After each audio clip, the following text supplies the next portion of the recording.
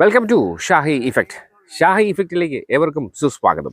സഹോദരന്മാർ, പ്രൊഫഷണൽ കോൺഗ്രസിൻ്റെ ജില്ലാ കമ്മിറ്റി ശ്രീ ദീപുവിൻ്റെ നേതൃത്വത്തിൽ ശ്രീ രാഹുൽ ഗാന്ധി മുന്നോട്ട് വെച്ച ഓച്ചോരി എന്ന അദ്ദേഹത്തിൻ്റെ ഈ നിഗമനങ്ങൾ, അതിനെക്കുറിച്ചുള്ളൊരു ഇന്ന് ഇന്ത്യ മുഴുവൻ ചർച്ച ചെയ്യപ്പെടുന്നൊരു വിഷയത്തിൻ്റെ ഭാഗമായിട്ടാണ് ഇന്നിവിടെ ഈ ഒരു ചർച്ച സംഘടിപ്പിച്ചിട്ടുള്ളത്. ഇന്ത്യയിൽ ഏതാണ്ട് 70ഓളം നിയോജകമണ്ഡലങ്ങൾ തിരഞ്ഞെടുത്ത് അവിടെ വോട്ടർ പട്ടികയിൽ ആളുകളെ കുത്തിത്തിരികെ ജനവിധി അട്ടിമറിക്കുന്ന ഒരു മാസ്റ്റർ പ്ലാനാണ് കഴിഞ്ഞ ലോക്സഭാ തെരഞ്ഞെടുപ്പിൽ ഇന്ത്യയിൽ സംഭവിച്ചത്. അത് അവിടെ കൊണ്ട് അവസാനിച്ചില്ല. മഹാരാഷ്ട്ര, ഹരിയാന നിയമസഭാ തെരഞ്ഞെടുപ്പിലും ഇതിനേക്കാൾ ഇരട്ടിയായിട്ട് ഈ സംഭവങ്ങൾ ആവർത്തിച്ചു. ഒരു ഉദാഹരണം എന്ന് പറയുന്നത്, മഹാരാഷ്ട്രയിലെ ലോക്സഭാ തെരഞ്ഞെടുപ്പിൽ മഹാഭൂരിപക്ഷം നിയോജക മണ്ഡലങ്ങളിലും കോൺഗ്രസ്, NCP, ശിവസേന സഖ്യം വിജയിക്കുകയും എന്നാൽ പിന്നീട് നിയമസഭാ ഇലക്ഷൻ നടന്നപ്പോൾ 288 നിയമസഭാ മണ്ഡലങ്ങളിൽ വെറും 48ലേക്ക് ആ സഖ്യം ചുരുങ്ങുകയും ചെയ്തു. ഏതാണ്ട്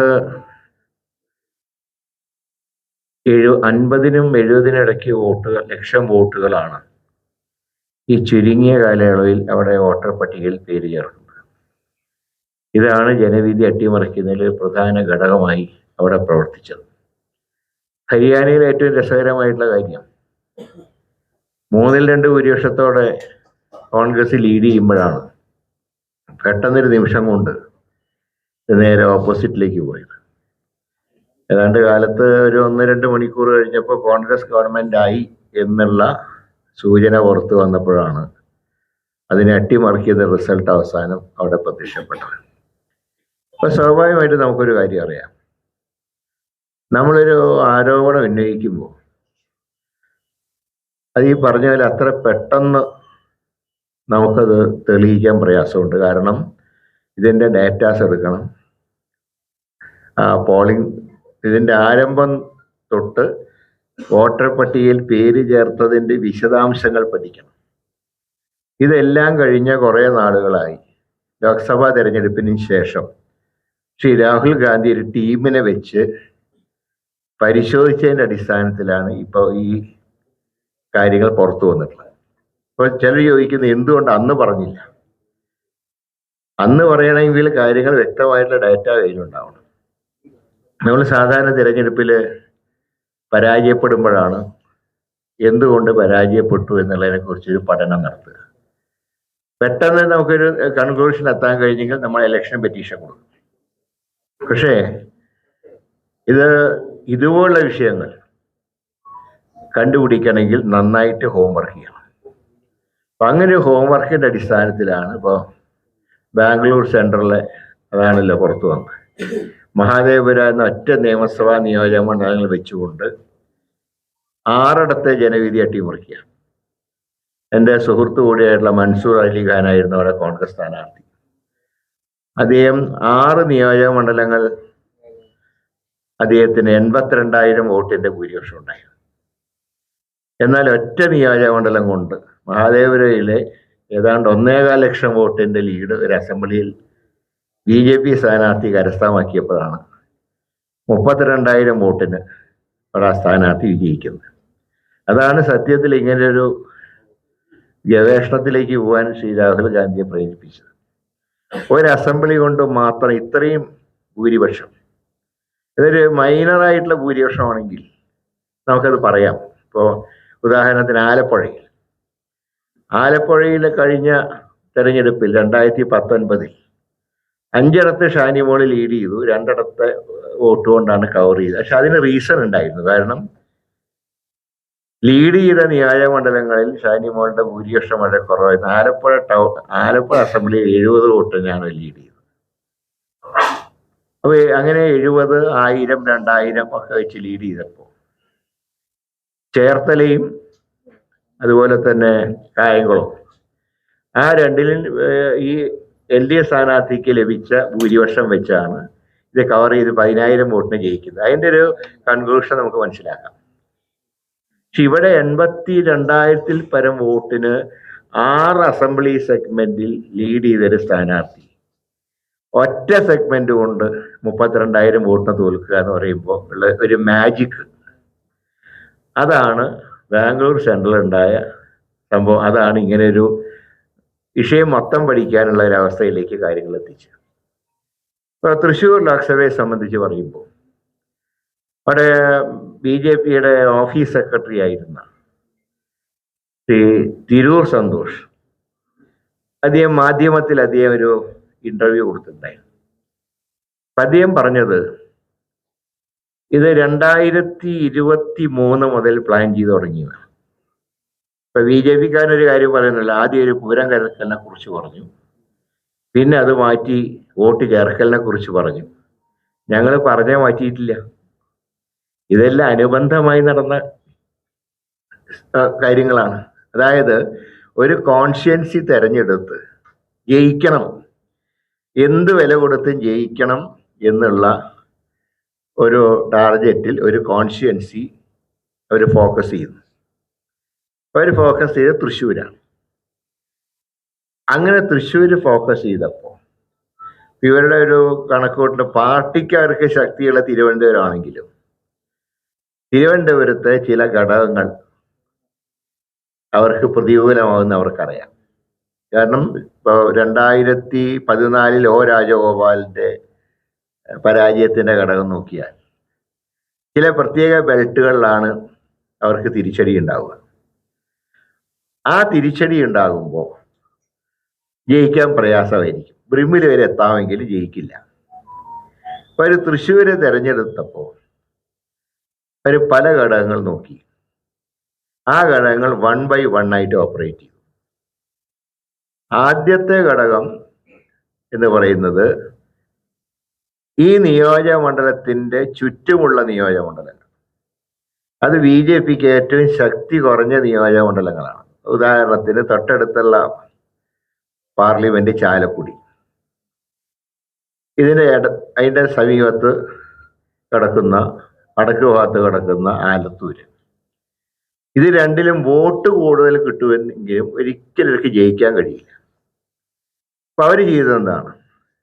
കൂട്ടിക്കിടന്ന ഫ്ലാറ്റുകളും വീടുകളും കേന്ദ്രീകരിച്ചുകൊണ്ട് ആ വോട്ടുകൾ പലതും ഇങ്ങോട്ട് മാറ്റി. ഇവിടെ ആദ്യം തന്നെ വോട്ട് മാറ്റിയത് സ്ഥാനാർത്ഥിയാണ്, സുരേഷ് ഗോപിയാണ്. അദ്ദേഹം ശാസ്തമംഗലത്ത് NSS ഹയർ സെക്കൻഡറി സ്കൂളിലെ വോട്ടറാണ് അദ്ദേഹം അവിടെയാണ് വോട്ട് ചെയ്യാറ്. ഞാൻ ജവഹർലാലിലെ LP സ്കൂളിലാണ് എൻ്റെ വോട്ട് കവടിയാറും, അദ്ദേഹത്തിൻ്റെ വോട്ട് ശാസ്തമംഗലമാണ്. ഞാനിവിടെ MLA ആയി വന്ന അന്ന് മുതൽ എൻ്റെ വോട്ട് അതുവരെ ഞാൻ വോട്ട് ചെയ്തത് കോഴിക്കോടാണ്. ഞാൻ എൻ്റെ വോട്ട് തിരുവനന്തപുരത്ത് വെച്ചതിന് ശേഷം പിന്നീട് ഞാൻ വടകരയിൽ മത്സരിച്ചു, നേമം, തൃശ്ശൂരൊക്കെ മത്സരിച്ചപ്പോഴും എൻ്റെ വോട്ട് വട്ടിയൂർക്കാവ് നിയോജക മണ്ഡലത്തിലെ ജവഹർലാൽ LP സ്കൂളിലായിരുന്നു എൻ്റെ അന്ന് ഇന്നുള്ള വോട്ട്.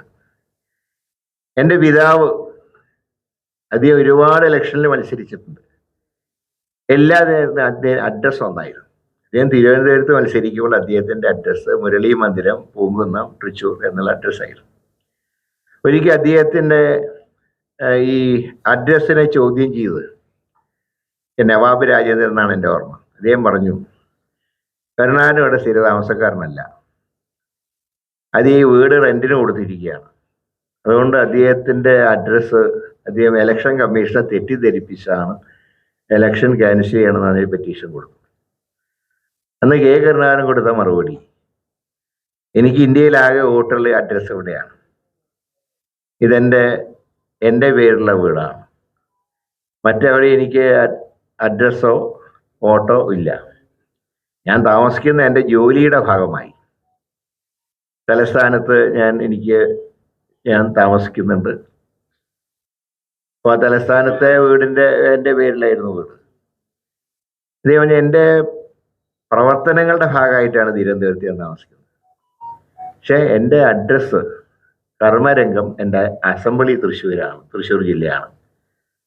സ്ഥിരം അഡ്രസ്സ് മുരളി മന്ദിരാണ്.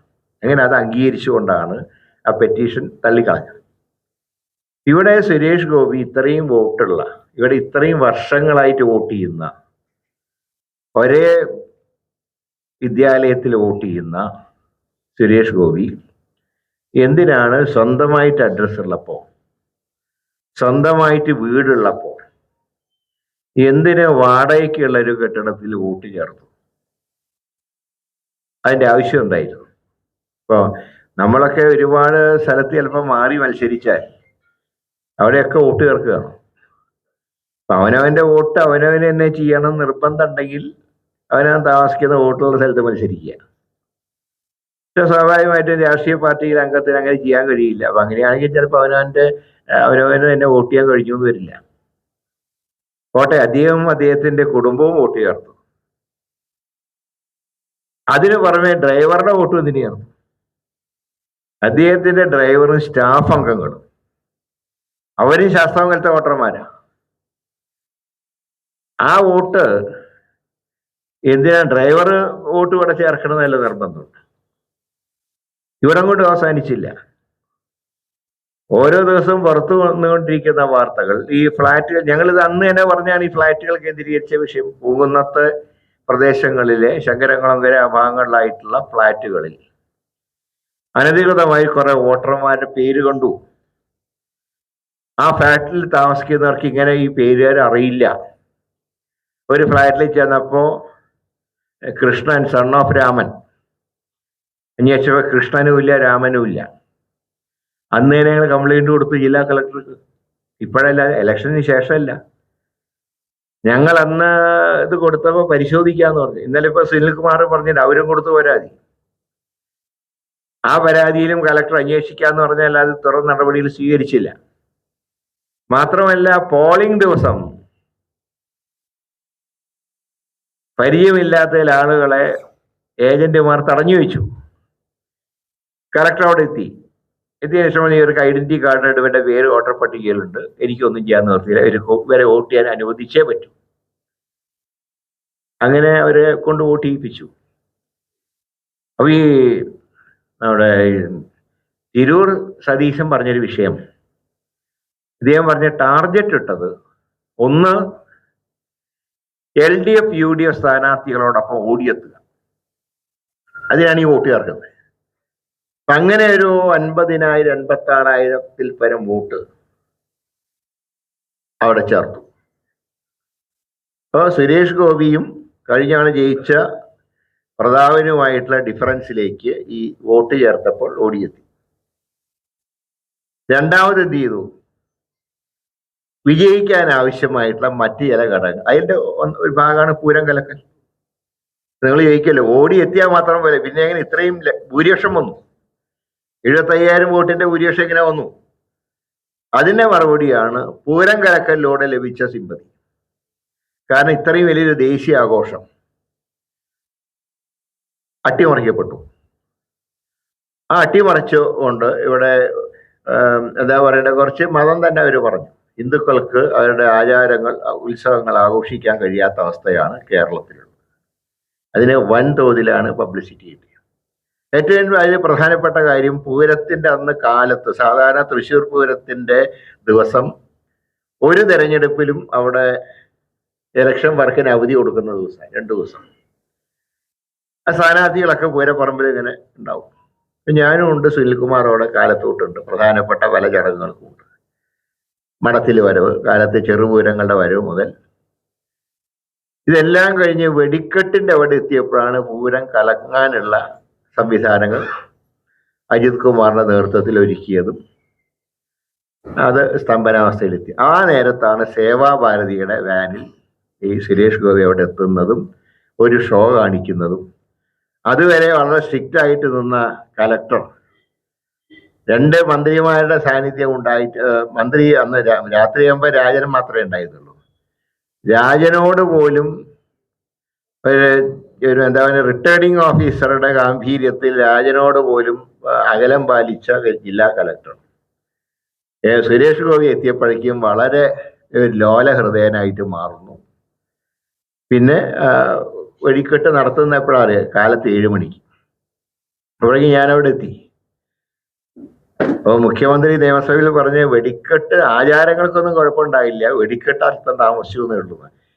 3 മണിക്ക് പൊട്ടേണ്ട വെടിക്കെട്ട് 7 മണിക്ക് പൊട്ടിച്ചിട്ട് വല്ല കാര്യമുണ്ട്? കാരണം അത് തൃശ്ശൂർ വെടിക്കെട്ടിന്റെ പ്രത്യേകത എന്ന് പറഞ്ഞാൽ ആകാശത്ത് വർണ്ണങ്ങൾ വിരിയുന്ന വെടിക്കെട്ടാണ്.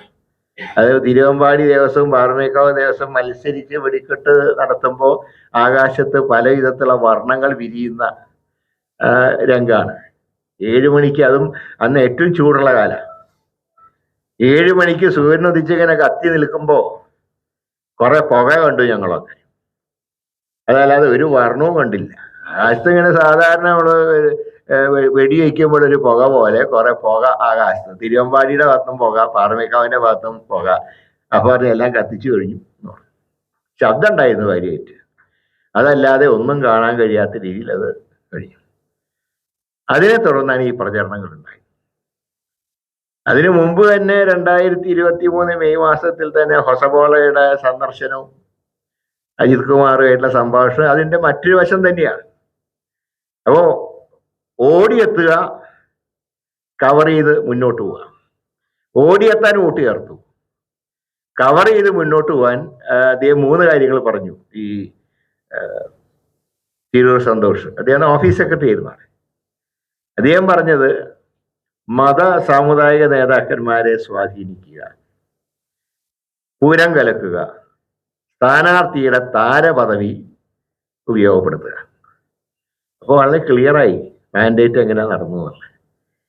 അപ്പൊ ഈ 3 ഘടകങ്ങളായപ്പോഴാണ് 75,000 വോട്ട് ജയിക്കുന്നത്. അവിടെ ചിലർ ചോദിക്കുന്നുണ്ട്, അങ്ങനെയാണെങ്കിൽ 75,000 വോട്ടിന് ജയിക്കുമോ? ഓടിയെത്തിയല്ലോ, വോട്ട് ചേർത്തപ്പോൾ തന്നെ 56,000 വോട്ട് ചേർത്തപ്പോൾ തന്നെ ഓടിയെത്തി. ആകെ 1,50,000 വോട്ടാണ് വർദ്ധിച്ചത് 2019-നേക്കാൾ. അപ്പോഴത്തേനും ഓടിയെത്താൻ കഴിഞ്ഞല്ലോ. കാരണം ബാക്കിയുള്ളവരെ വോട്ടത്ര വന്നിട്ടില്ല. LDFും UDFും ചേർത്ത വോട്ടിനേക്കാൾ കൂടുതൽ BJPക്കാരും ചേർത്തു. കാരണം LDFനും UDFനും ചേർക്കാൻ ആള് വേണ്ടേ, വോട്ടുള്ളവർക്കല്ലേ ചേർക്കാൻ പറ്റൂ. അപ്പൊ ഒരു ഫ്രഷ് വോട്ടർ വേണ്ടേ ചേർക്കാൻ. ഇത് ഫ്രഷ് വോട്ടർമാരല്ല, അപ്പുറത്തും ഇപ്പുറത്തും കൊണ്ടുവന്ന് തള്ളിയതാണ്. അപ്പൊ ഇത് 3 ഘടകങ്ങളും കൂടെ ചേർന്നപ്പോ തെരഞ്ഞെടുപ്പ് ജയിച്ചു. പക്ഷെ എന്നെ അത്ഭുതപ്പെടുത്തിയൊരു കാര്യം, എല്ലാ മാധ്യമങ്ങളും സർവേ നടത്തി. ആ മാധ്യമ സർവേകൾ ഒന്നും തന്നെ സുരേഷ് ഗോപി ജയിക്കുമെന്ന് പറഞ്ഞിട്ടില്ല. പിന്നെയും സംശയം തിരുവനന്തപുരത്തായിരുന്നു. രാജീവ് ചന്ദ്രശേഖരോ ശശി തരൂരോ എന്ന് പറഞ്ഞിട്ട്. ഇവിടെ കെ മുരളീധരൻ ജയിക്കുക, സുനിൽകുമാർ ജയിക്കുക എന്നുള്ള രീതിയിലാണ് ചർച്ചകൾ നടന്നത്. തെരഞ്ഞെടുപ്പിന് മുമ്പും ശേഷവും ഇവിടെ ഒന്നും സുരേഷ് ഗോപിയുടെ പേര് പറയുന്നില്ല. ഈ സ്ഥാനാർത്ഥി പര്യടനം, സുരേഷ് ഗോപി സ്ഥാനാർത്ഥി പര്യടനം നടത്തിയിട്ടില്ല. 2-3 തവണ പിണങ്ങി തിരുവനന്തപുരത്തേക്ക് വന്നു. ആദ്യം വന്നത് ഒരു കോളനിയിൽ ചെന്നപ്പോ ആൾക്കാരെ എണ്ണം കുറഞ്ഞു പോയി എന്ന് പറഞ്ഞ് അവരെ മുഴുവൻ പാർട്ടിക്കാരെ അധിക്ഷേപിച്ചുകൊണ്ട് ഞാൻ തിരുവനന്തപുരത്ത് രാജീവ് ചന്ദ്രശേഖരന് വേണ്ടി വർക്ക് ചെയ്യാൻ പോകാന്ന് പറഞ്ഞ് അദ്ദേഹം മടങ്ങിപ്പോകും. പിന്നെ അദ്ദേഹത്തിന് ഒരാഴ്ച കണ്ടിട്ടില്ല. അവിടെ വീണ്ടും കുറെ കഴിഞ്ഞു അദ്ദേഹത്തിനെ കാണാനില്ല. അദ്ദേഹത്തിന്റെ സുഹൃത്തിന്റെ മരണം ഉണ്ടായപ്പോൾ ഞാൻ വീട്ടിൽ പോയിരുന്നു. അദ്ദേഹം ഞങ്ങളുടെയും സുഹൃത്തായിരുന്നു, ആ കുടുംബം. പക്ഷെ അദ്ദേഹം ഇപ്പൊ സുരേഷ് ഗോപിയുടെ കൂടെയാണ്. അപ്പോൾ ഞാൻ മരണത്തിന് ഞാൻ ചെന്നപ്പോൾ ചോദിച്ചു, അവിടെ സുരേഷ് ഗോപി വന്നിരുന്നു ചോദിച്ചു. പത്മനാഭസ്വാമി ക്ഷേത്രത്തിൽ ഉത്സവം നടക്കുകയാണ്, അതുകൊണ്ട് അദ്ദേഹം അവിടെയാണ്, അത് കഴിഞ്ഞിട്ടേ വരൂ. അതിന് തന്നെ ഒരാഴ്ച പോയി. അപ്പൊ ഇത്രയും ഒരു 2 മാസത്തെ പ്രചരണത്തിനിടയിൽ, അതായത് മാർച്ച് ഏപ്രിൽ മാസങ്ങളിലായിരുന്നില്ല പ്രചരണം മുഴുവൻ. ഇതിനിടയിൽ തന്നെ 2 ആഴ്ച ഈ സ്ഥാനാർത്ഥി BJP സ്ഥാനാർത്ഥി ഫീൽഡിലുണ്ടായിരുന്നില്ല. ഞാൻ വരുന്നതിന് മുമ്പ് തന്നെ സുനിൽകുമാർ ഫീൽഡിലുണ്ട്. അത് ആ നാട്ടുകാരനാണ്. ഞാൻ ചെന്നതിന് ശേഷം ഞാൻ ആ ഫീൽഡിൽ നിന്ന് മാറിയിട്ടില്ല. ഇവിടെ ഒന്നും കാണാത്തൊരു സ്ഥാനാർത്ഥി ഇത്രയും ഭൂരിപക്ഷത്തിന് ജയിച്ചപ്പോൾ തന്നെയായിരുന്നു ഞങ്ങളുടെ അത്ഭുതം. സത്യം പറഞ്ഞാൽ വോട്ടിംഗ് മെഷീനിൽ പോലും ഒരു ഘട്ടത്തിൽ എനിക്ക് സംശയം തോന്നി. കാരണം ഞാൻ മുമ്പും മത്സരിച്ച് ജയിച്ചിട്ടുണ്ട്, തോറ്റിട്ടുണ്ട്. അപ്പോഴൊന്നും വോട്ടിംഗ് യന്ത്രത്തിൽ സംശയം ഞാൻ പ്രകടിപ്പിച്ചില്ല. പക്ഷെ ഇങ്ങനെ രംഗം ഉണ്ടായപ്പോ, ഇങ്ങനെ അനുഭവം ഉണ്ടായപ്പോ അതുപോലെ ഞാൻ സംശയിച്ചു. തെരഞ്ഞെടുപ്പ് റിസൾട്ട് വരുന്നതിന്റെ തലേദിവസം ജൂൺ 3-ാം തീയതി കൗണ്ടിങ് ഏജന്റുമാരുടെ യോഗം വിളിച്ചു. ആ യോഗത്തിലെ റിപ്പോർട്ട് അനുസരിച്ച് എന്തു വന്നാലും തോൽക്കുന്ന പ്രശ്നവുമില്ല എന്ന റിസൾട്ടായിരുന്നു, എന്ന ചർച്ചയാണ് നടന്നത്. പക്ഷെ അന്ന് ഞാൻ തിരിച്ചു വീട്ടിലെത്തുമ്പോ സുരേഷ് ഗോപിയെ വെച്ച് സിനിമ എടുത്ത ഒരു പ്രൊഡ്യൂസർ എന്നെ കാണാൻ വന്ന, ഞാൻ ഇലക്ഷൻ കാലത്ത് അദ്ദേഹത്തിന് കാണാൻ കഴിഞ്ഞില്ല, അതുകൊണ്ട് വന്നതാണ് അദ്ദേഹം പരിചയം പുതുക്കാൻ. എന്നോട് ചോദിച്ചു, എങ്ങനെയുണ്ട് സാർ? ഞാൻ ജയിക്കും, അതാണ് ഞങ്ങളുടെ പ്രതീക്ഷ. പക്ഷെ സാർ അങ്ങനെയല്ലല്ലോ, സുരേഷ് ഗോപിയുടെ ഓഫീസിൽ നിന്ന് പറഞ്ഞത്, അമിത്ഷാ അദ്ദേഹത്തിനെ വിളിച്ചു പറഞ്ഞത്, നാളെ കൗണ്ടിങ് സമയത്ത് ഇവിടെ വരണ്ട എന്നാണ് അമിത്ഷാ കൊടുത്ത നിർദ്ദേശം. നാളെ റിസൾട്ട് വന്ന് വിജയിച്ചതിന് ശേഷം മാത്രം അടുത്ത ദിവസം തൃശ്ശൂരിൽ വന്നാൽ മതി എന്നായിരുന്നല്ലോ നിർദ്ദേശം. ഇത് ഇലക്ഷന്റെ തലേന്ന്, കൗണ്ടിങ്ങിന്റെ തലേന്നാ പറയും, 3-ാം തീയതി. കൗണ്ടിങ്ങിന്റെ അന്ന് അത് തന്നെ സംഭവിച്ചു. തുടക്കം മുതൽക്ക് ലീഡ്. വിജയിച്ചതിന് ശേഷം എന്നെ അത്ഭുതപ്പെടുത്തി ഞാൻ ടൗൺ വഴിക്കാൻ മടങ്ങിയത്, കോഴിക്കോട്ടേക്ക്. ഇവിടെയൊന്നും ഒരാൾ പോലും പടകം പൊട്ടിക്കുന്ന കാഴ്ച കണ്ടില്ല. ഒരു ഇലക്ഷൻ സാധാരണ പ്രതീക്ഷിക്കാത്തൊരു കോൺസ്റ്റിറ്റ്യൻസി ജയിച്ചാൽ ഇങ്ങനെയാണോ? സാധാരണ ഒരു ഇലക്ഷൻ കഴിയുമ്പോൾ ഒരു ആവേശം ഉണ്ടാവില്ലേ? പടകം പൊട്ടിക്കുക, ബഹളവും മുദ്രാവാക്യവും. തൃശ്ശൂർ ടൗണിൽ കൂടെയാണ് ഞാൻ റൗണ്ട് അടിച്ചിട്ടാണ് കോഴിക്കോട്ടേക്ക് പോകുന്നത്. ഓരോരുത്തർ ആഹ്ലാദ പ്രകടനം കണ്ടില്ല, അവരും ഷോക്ക് അടിച്ചിരിക്കുക റിസൾട്ട് കണ്ട. പിന്നെ പിറ്റേന്ന് സുരേഷ് ഗോപി വന്നിറങ്ങിയപ്പോഴാണ് ആഹ്ലാദം. അപ്പൊ ഇവിടെ ഈ പറഞ്ഞ പോലെ തന്നെ ഇലക്ഷൻ റിസൾട്ട് എന്ന് പറഞ്ഞാൽ അദ്ദേഹം തിരുവനന്തപുരത്ത് മാരാർജി ഭവനിൽ പോയി. അവിടെ തോറ്റ് സങ്കടപ്പെട്ട് നിൽക്കുന്ന രാജീവ് ചന്ദ്രശേഖരനും വി മുരളീധരനൊക്കെ ഉണ്ടായിരുന്നു. അവരിങ്ങനെ അതുവരെ കേന്ദ്രമന്ത്രിമാരായിട്ട് വലസിയ ആൾക്കാരാ തലേന്ന് വരെ. ഇത് രണ്ടുപേരും ഏതാണ്ട് വളരെയധികം പ്രയാസപ്പെട്ട് ഒരു മൂലയിലേക്ക് മാറി നിൽക്കുന്നു. അവരാരും മൈൻഡ് ചെയ്യുന്നില്ല. തലേന്ന് വരെ സല്യൂട്ട് അടിച്ചവരും അവരെ കാണുമ്പോൾ തൊഴുകുന്നവരൊന്നും ഇവരെ രണ്ടുപേരെയും മൈൻഡ് ചെയ്യുന്നില്ല. എല്ലാം ഈ ഒരു രൂപത്തിലേക്ക്, അതിൻ്റെ കൂടെ ഒരു കിരീടവും ചെങ്കോലൊക്കെ വെച്ചിട്ടുള്ള ഒരു ഫാൻസി ഡ്രസ് പോലത്തെ ഒരു വേഷമൊക്കെ ആയിട്ട് വിജയിച്ച MP അവിടെ വരുന്നു, സ്വീകരണം കൊടുക്കുന്നു. പിന്നീടുണ്ടായതൊക്കെ ഞാനൊന്നും പറയുന്നില്ല.